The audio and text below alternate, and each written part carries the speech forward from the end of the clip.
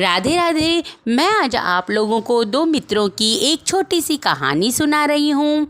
एक बार क्या होता है कि रामू और शामू दोनों बहुत गहरे मित्र होते हैं। रामू बहुत मेहनती होता है जबकि शामू बहुत आलसी था। रामू जो भी थोड़ा बहुत उसके पास रहता उसको मिल बांट के खाने में यकीन रखता और शामू को तो सोने से ही फुर्सत नहीं मिलती। रामू सुबह जल्दी उठ जाता और अपनी खेत में जुताई बुहाई करके फसल तैयार करता।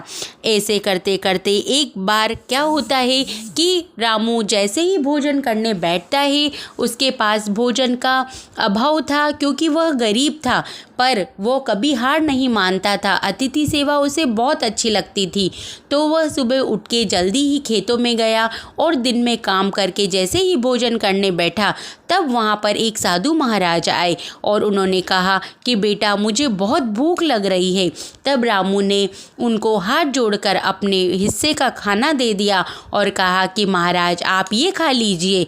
तब जाते जाते साधु महात्मा ने उसको बीज दिए और बीज देकर कहा कि बेटा ये बहुत ही चमत्कारी बीज है और तुम इसको अपने खेत में बोना तो तुम्हें बहुत अच्छी फसल होगी, पर फसल जब ही होगी जब तुम इसे मेहनत और लगन से बोओगे, परिश्रम करोगे, उनको प्यार से सींचोगे। उसी समय शामू भी उधर से गुजर रहा होता है और कहता है महाराज आप मेरे दोस्त को क्या दे रहे हैं।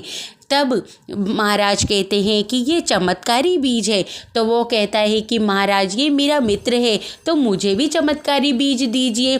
तब महाराज उसको भी चमत्कारी बीज देते हैं और कहते हैं कि तुम दोनों ही अपने खेत में ये चमत्कारी बीज बोना, ये अपने आप बड़े होंगे और तुम्हें बहुत फसल देंगे, पर ये बड़े जब ही होंगे जब तुम इसे प्यार से सींचोगे, देखभाल करोगे, नियमित रूप से इनकी देखभाल करोगे। ऐसा कहकर साधु महाराज वहाँ से चले जाते हैं। रामू दूसरे दिन से ही सुबह जल्दी उठकर लग जाता है अपने खेतों में। वह बुआई करता है, फिर बीजों को बोता है और समय समय पे उनकी देखभाल करता है। उधर शामू अपने खेत में बीज तो बो देता है पर वह निश्चित होकर खेत में आकर सो जाता है क्योंकि घर पे उसकी पत्नी कहती है कि जाओ रामू भैया तो इतनी मेहनत कर रहे हैं और आप यहाँ पर सोते रहते हो, इतने आलस ठीक नहीं। तब वह कहता है कि अरे जो साधु महात्मा ने हमें बीज दिए थे वो तो बहुत चमत्कारी है, वो अपने आप ही उगेंगे और फसल भी अपने आप ही होगी, तुम निश्चिंत रहो। तब उसकी पत्नी जब उनसे लड़ती है तो वो खेत में आके सो जाता था और रामू मेहनत करता रहता था। देखते ही देखते दोनों की फसलें बड़ी होती गई और रामू के खेत में बहुत अच्छे फल आए और इतने अच्छे फल आए सारे पेड़ फलों से लद गए। उधर शामू के पेड़ बड़े तो हो गए पर उनमें छोटी छोटी कलियां आकर फूल आकर ही रह गए, उसके कोई फसल नहीं हुई। तब वो भागा भागा रामू के पास आया कि भैया तुमने क्या किया, देखो ना साधु महाराज ने मुझे गलत बीज दिए हैं।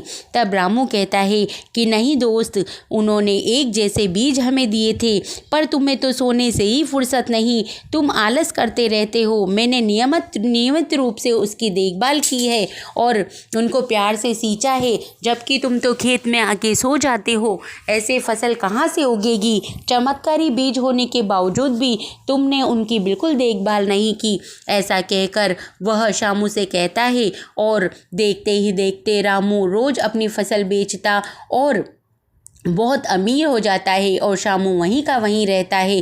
तो दोस्तों इस कहानी से मैं आप लोगों से ये कहना चाहती हूँ कि समय निकलने के बाद पछताने से कुछ नहीं होता। समय के साथ मेहनत करनी चाहिए, आलस बिल्कुल नहीं करनी चाहिए। तो कैसी लगी आप लोगों को ये कहानी कमेंट्स करके ज़रूर बताएं। धन्यवाद।